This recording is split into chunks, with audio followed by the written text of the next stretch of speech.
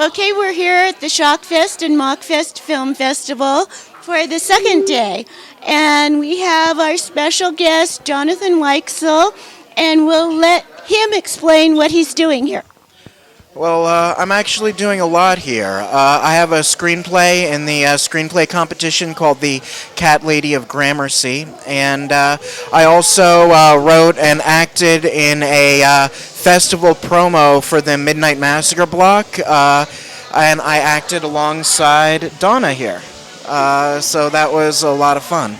Yeah, it was great filming it. We shot it at John Granillo's apartment. Now tell us about your screenplay. Well, no, first tell us about where you went to school and a little bit about your career. Well, I went to school at Fordham University. I was an English major, and I had a minor in creative writing. Yes. Yeah. So did you know you were going to be a screenwriter at that time? No, I didn't. I was writing a lot of poetry and a lot of short stories, but I took a few screenwriting classes as an elective, and I just really fell in love with it. I moved out here in 2008, and horror had always been my favorite genre, and maybe around 2009 I discovered the independent horror community, and I wasn't really doing anything. I was just kind of getting settled into Los Angeles, and I started writing movie reviews, and I started reviewing horror films.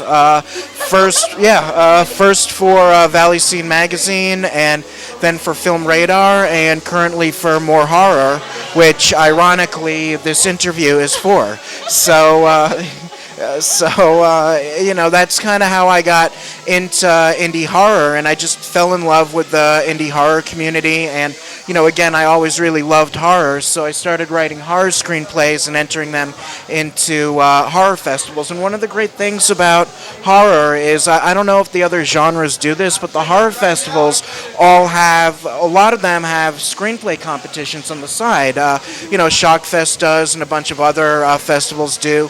So I started entering my screenplays into festivals, and I was shocked that they were being accepted.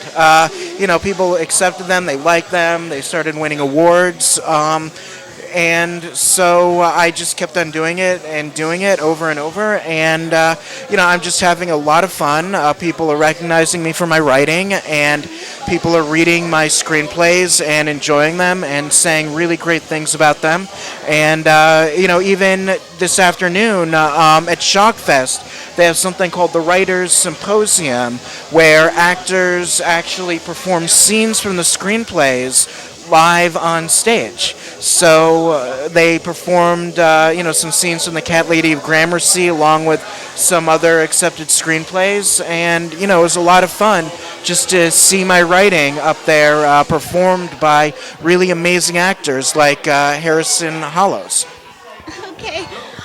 Now, when I first met you, I believe it was 2 years ago, and your screenplay won that year. So what screenplay was that?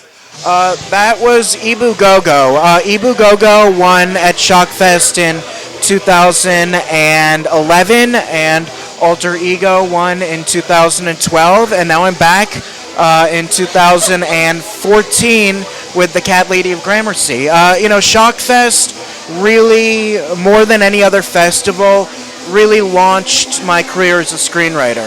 Shockfest has done more than any other festival to promote me as a writer, to get me out there, to introduce me to amazing people.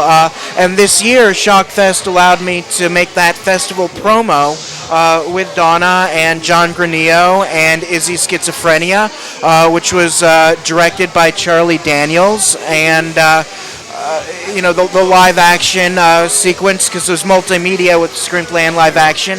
The live action, John Granillo did a lot of help directing that, and it really turned out excellent.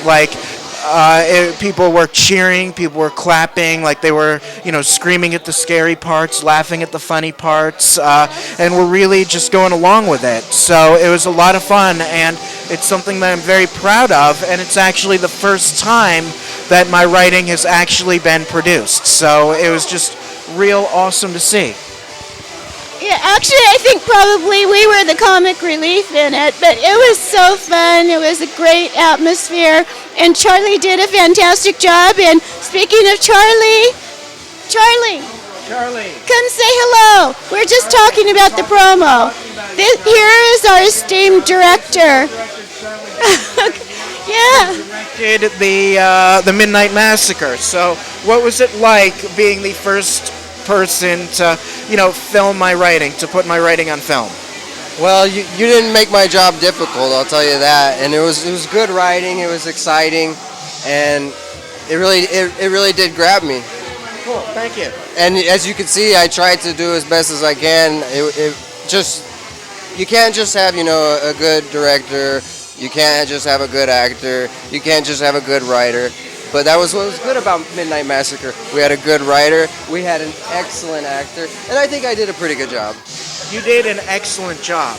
Like, it was just so much fun. And I can't wait until it's uploaded to YouTube so that all of our viewers at home can watch it too. Oh yeah, and it's going to be uploaded really quick and very soon. Yeah. So we did not just do the Midnight Massacre. What I'm adding on addition to that is the live skit. So when you see it, you're going to see the Midnight Massacre performance and then the live portion that came onto the screen. Yeah. Awesome. Were you there last night? I was there last night. I was there all night. I survived the Midnight Massacre. And I got my Debony Pin trading card. Wow. I'm jealous. Thank you, Gil Claveria. Wow. Well, cool. So, thank you. I want to talk about the Catlady of Gramercy now. My screenplay that's in the festival. But, hey, thank you so much. Hey, yeah. All right. So, Donna, ask me about the Catlady of Gramercy. Okay, Jonathan, what about the Catlady of Gramercy? Well, it's a real gory psychological horror film. And it's about a young woman, Cara. She's emotionally disturbed. She's a real depressed city person. Hallucinates a lot, and her grandmother dies, and she inherits her grandmother's country home, which is infested by cats, and Sure, infested. But her grandmother was a crazed cat lady who, would torture cats, and her grandmother would torture her by making her act like a cat and telling her that she can't be a human being until she starts to torture cats. But she loves cats and she doesn't want to torture them. So her grandmother, using psychological torture on her and a lot of gruesome cat mutilation. Like, they skin cats alive and make sweaters out of them, and she puts cats in meat grinders and grinds them up and feeds the ground up cat meat to other cats. I'm upsetting you. I love it because that's what I want the screenplay to do. I want it to have that effect on people, and I hope when it's filmed that the movie has that effect on people too. Oh, I bet. So eventually grandmother gets Cara to act like a cat, walk around on all fours. She's going around on all fours so much that it hurts her to stand up straight. But at the end it has a happy, positive ending about the power of forgiveness because, in most horror movies, I think, maybe she would, defeat her grandmother by, overcoming her fear and killing her. But in this one, she defeats her grandmother by forgiving her for, all of the early childhood abuse, and that's what lifts her grandmother's power over her, off. So, it has kind of a positive twist at the end, which I think is very unique. Okay. Well, what made you come up with that idea? Are you a cat lover? Well, I really, really hate the book Save the Cat, so I wanted to write the movie to end all Save the Cat movies. Oh, okay. I wanted to put as much cat torture and mutilation and dismemberment in there as I possibly could. Okay, now, you've won so many awards now with your screenplays. Do you have a favorite? My favorite is always my most recent. And I think the Catlady at Gramercy is my favorite. Alter Ego is my second favorite, and Ibu Gogo is my third favorite. And then I have earlier ones too, which didn't win any awards. I don't like them anymore. Okay.